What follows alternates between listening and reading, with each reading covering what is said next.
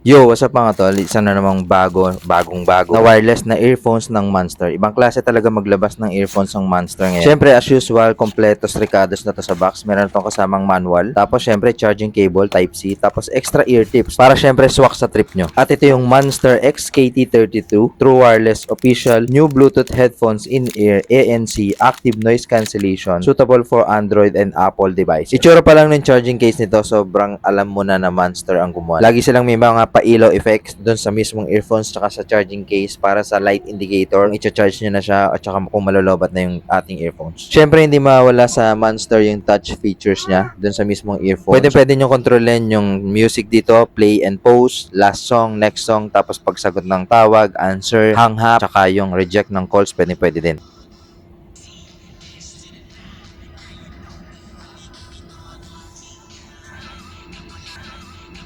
Super stable ang connection nito, continuous online gaming, audio recognition, high definition video, ultra low latency, audio and image synchronization, sound and picture synchronization, and low latency gaming experience. O diba ang astig doon guys? Click nyo na yung yellow basket kung trip nyo to guys. Thank you!